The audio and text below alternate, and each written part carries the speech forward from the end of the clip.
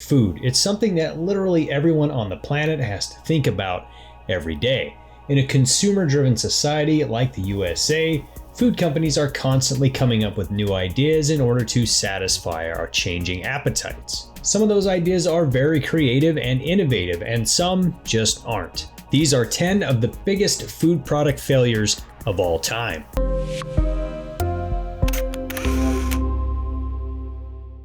Starting off at number 10, Heinz Easy Squirt Ketchup. If you were a kid in the early 2000s, you may remember a brief time when your ketchup came in many different squirtable colors. The concept was that kids could easily project their ketchup onto their favorite foods in a fun and artistic way.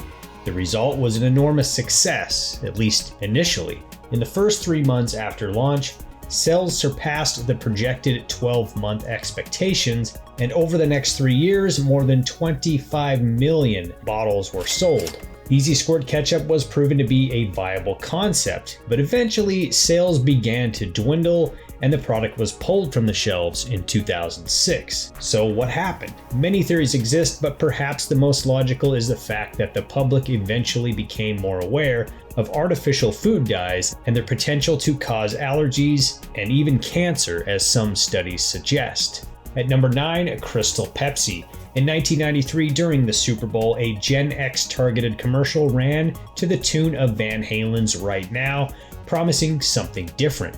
It showed a woman drinking a new crystal clear beverage and introducing Crystal Pepsi. The caffeine-free soda made with natural ingredients quickly became a popular, sought-after new trend and was even featured on CBS Evening News and Saturday Night Live. But just as quickly as it hit the store shelves and vending machines, Crystal Pepsi vanished. Quick personal note, I drank this as a kid and got extremely nauseous on more than one occasion. Did anybody else experience this? The problem was likely due to the clear bottles that were made to show off just how crystal clear the new drink was. To pull this off, an undisclosed substitute for caramel coloring was used, but a clear cola in a clear bottle without preservatives allowed for UV rays to spoil the taste and smell, leaving the thirsty consumer with something different. After about a year and a $40 million advertising campaign, the plug was pulled.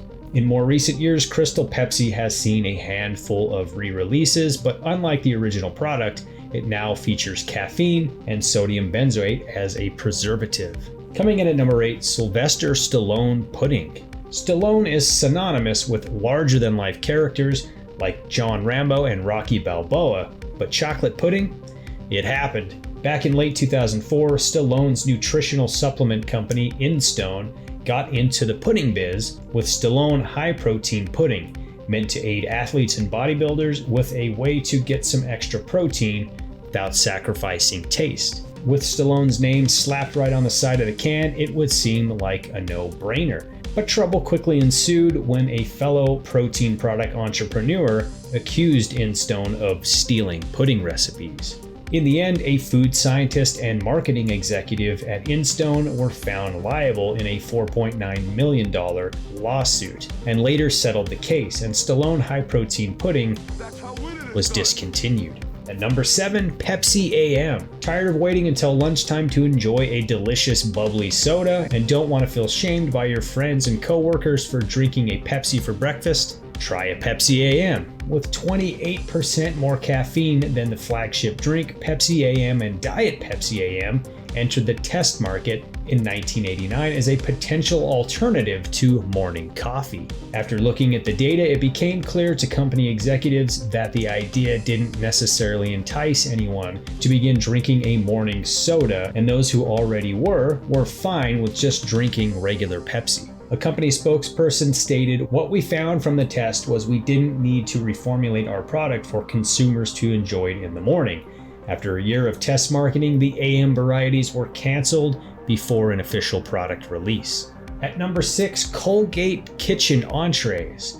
When most people think of the brand Colgate, they probably think of toothpaste. Colgate has been helping millions of people keep their mouths clean since 1873, when the company began selling toothpaste in glass jars. Over a century later, they decided to try and evolve by moving into a new sector of the American consumer market: frozen dinners. In 1982, Colgate Kitchen entrees launched and began appearing in frozen sections of neighborhood grocery stores. The idea was to provide healthy, convenient options for busy working mothers and college students too busy to cook a traditional meal.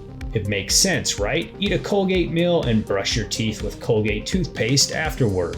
Unfortunately, it just didn't catch on. Consumers rejected the idea of buying frozen food made by the same company that provided them with minty fresh toothpaste, and the attempted brand extension failed. At number 5 on our list, Cheetos lip balm. Flavored lip balm is nothing new and isn't necessarily out of the ordinary.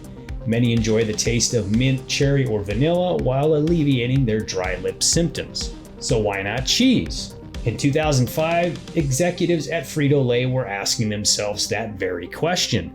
They then proceeded to answer that question when they launched Cheetos Lip Balm, giving consumers the ability to enjoy the savory taste of Cheetos dust on their lips anywhere, anytime, without all those annoying calories. The result was everything you'd expect, and the product failed to stay on store shelves. At number 4, reddi-bacon. It's 1964. You're hungry and you want bacon. Trouble is, you don't have time to break out that annoying, difficult to use frying pan. Microwave ovens won't be available for household use for another 3 years, and air fryers are several decades away. What do? No worries, the makers of Reddi-Whip got you covered. Introducing reddi-bacon. 4 strips of fully cooked bacon in one convenient metal packet that fits nice and snug right into your toaster. That's right, toaster bacon. Unfortunately, package leaking was a major concern that could and almost certainly would have resulted in some household fires. Although a marketing campaign was launched, reddi-bacon failed to get through the test markets, and the product was quickly pulled and forgotten about. Moving into our top 3, Kellogg's Breakfast Mates. Cereal. While delicious and enjoyed by millions in a wide variety of sugary flavors, the one thing it isn't known for is convenience. In 1998, Kellogg's had a solution. Breakfast Mates, an individual serving of your favorite Kellogg's cereal, equipped with a spoon and milk that allegedly did not need to be refrigerated. But the idea of eating cereal with room temperature milk was less than ideal. Even the Kellogg's marketing team knew that, so they spent millions in advertising trying to re-educate consumers about where to find their new product. In the cold dairy section, nowhere near the rest of the boxes and bags of cereal on the respective aisle. The other big problem was that it didn't really solve a problem.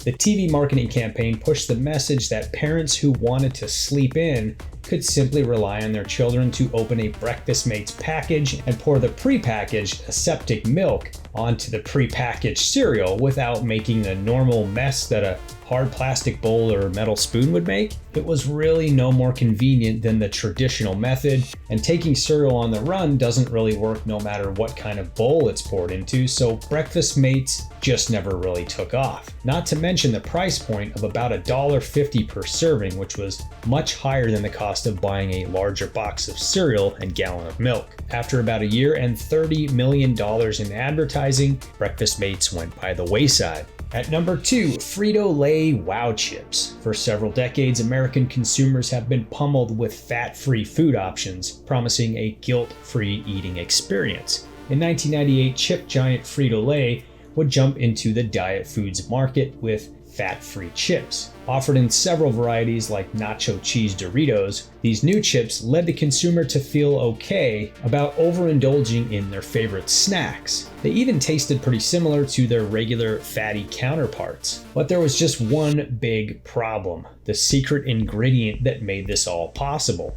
Olestra, which acted like a laxative when too much was consumed. This resulted in epic stomach cramping followed by emergency trips to the bathroom. The bags even included an FDA warning. When Wow Chips launched in 1998, they did nearly $350 million in sales. But as word got out, sales dwindled and Wow Chips were eventually rebranded as Light Chips, though Olestra was still listed as an ingredient. Unfortunately, in the end, Wow Chips were just too good to be true. And at number 1, New Coke. By far the most epic fail in food and drink product history, was New Coke. The year was 1985, and Coca-Cola, who had previously held about 60% of the soft drink market, was beginning to lose ground to Pepsi Cola with its efforts to attract a younger consumer with advertising slogans like Pepsi, the choice of a new generation. The opinion that Coke was enjoyed more by older adults and therefore wasn't as hip as Pepsi factored into Coca-Cola's decision to try something new.